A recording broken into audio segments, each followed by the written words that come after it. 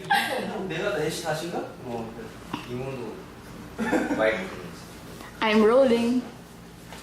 Okay. Hi, I'm Annalyn Pineda, and I am here to interview one of the persons I really look up to. He took his master's degree in business management at a very old university, the University of the Philippines, and now he is one of the finest professors in Angeles University Foundation. Here with me today with his students, Mr. J.O. Kim. Hi, Mr. Kim. Hello. How are you, sir? I'm good. Thank you. So, How are you, my students? Very good. Okay.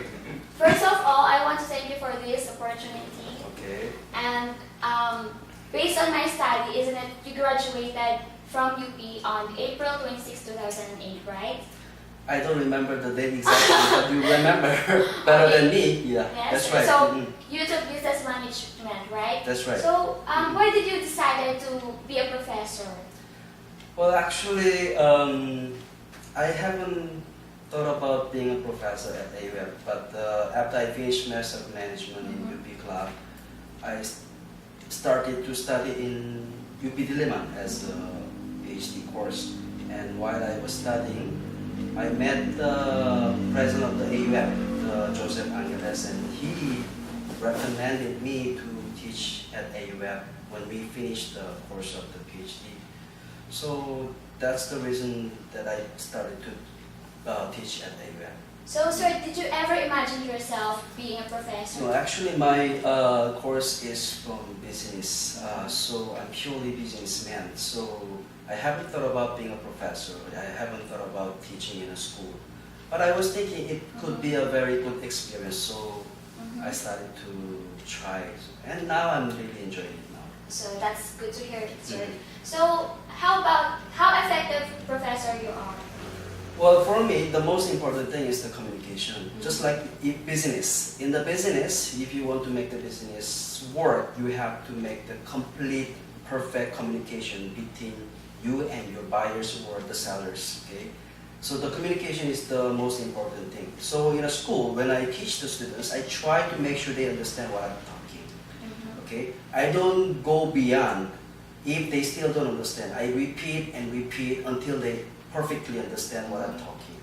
So in such a way, they think that I'm very effective professor because I am making them understand exactly. So somehow I try to say how I'm also effective professor. Yes, sir. I have no doubt I'm seeing that.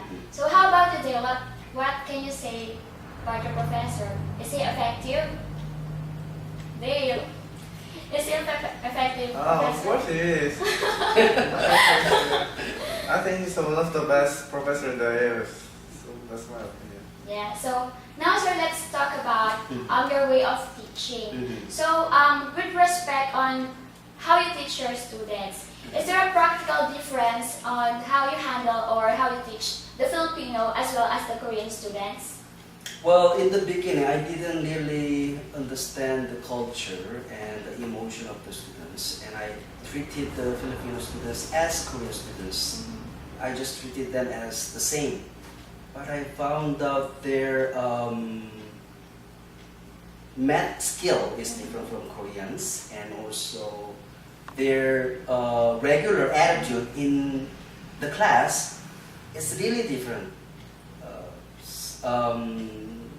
I could find out when I am giving them the grade. For example, in the regular school days, when I talk to them, it seems like they don't really care about the grades. But in the final grade, they cry and they are very sensitive and emotional. So I really found out lots of difference between Korean students and Filipino students. How about, sir, can you give us some other description on how you, what's the difference of the two? Well, actually, in Korea, the Korean students in elementary school, they studied math repeatedly. They don't study the huge amounts of the math. They study this scope and they repeat and repeat until they understand. but I found out that in the elementary school in the Philippines, they study the various fields of the area, but they don't really have a good understanding. That's why when they go up, like they become high school students, they become college boys and girls, they don't have a strong understanding of the math, so they are having the difficulty in the calculus or statistics that I am teaching now. But in Korean students, they can easily catch up. So that's the difference. But of course, there's a difference also. Another difference is, the Filipino students can speak English well, and some professors speak Tagalog, and they can understand also. But the Korean students, their English skill is not as good as Filipinos. So I think that's one of the advantages of Filipino over That's Korean right, students, that's right? right. Mhm. So how about the advantages of Korean Korean over students, well, Filipino? I cannot say a lot of the disadvantages that Korean students have. But their advantages, if I can say, is that they can get together easily. For example, they need help, and they know they have to study, and they know they need some help from the students. Then they really go after that. They ask us friends to have the study group, and they try to do something more. Yeah, that's the advantage of Korean students. Okay. Yeah. So there's a saying that Korean students can do better in mathematics, right? So what is your opinion about that? Do you believe that's true? Yeah, mostly Korean students, well, as an average, okay? As an average, mostly Korean students are a little better than Filipino students. Why do you think so, sir? But I cannot say they are on the top, okay? Because I have very, very excellent Filipino students. That is really good. The Korean students cannot really catch up those students. So, well, mostly Korean students are better, but the top students are always Filipino.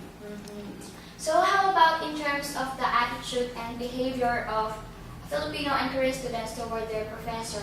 Could you point out some of their differences? Yeah, well, one of the big differences is that, sometimes, okay, I have to fail the students, okay? I have to follow the policy of the school. And in Korea, if I fail the Korean students, they don't say hello. But in Philippines, okay, they're always happy. They respect the professors, whether they pass or fail. Hello, sir, and hello, ma'am. They always say nice greeting. So they always bright. Okay, so in Korea we say that the happiness degree of Filipino is higher than that of Korean nationalities. That's true.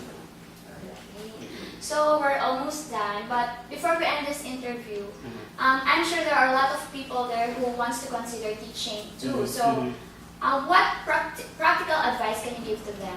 Well, I want to say that the teachers should make sure that the students understand what the teacher is teaching. Okay, some teachers, because they have obligation to cover the topics of the book, they try to go and go and go. Okay, but in my case, after I give the test, for example, quiz or the exam, I always give them the solution also. I show the solution how to solve the problem. Okay, so that they know, they understand what they have studied. But if I feel that their understanding is not good enough, I give them the same question again. Different numbers, but the same question. So that they can make sure they know what they have studied. So I want to say to the new teachers that they have to make sure the students understanding what you are teaching.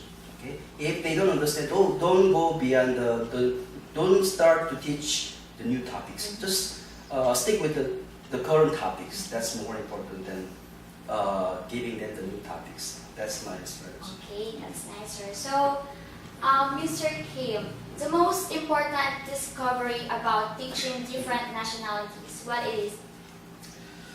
The most important thing is, first of all, you have to understand the culture, I think, because we are different nationalities, so you cannot treat the Filipino same as the Korean students. So you have to understand their emotion and culture, and you have to understand their study habit and their background of the young child's whose studies. So you have to understand everything, not only the knowledge of the subject.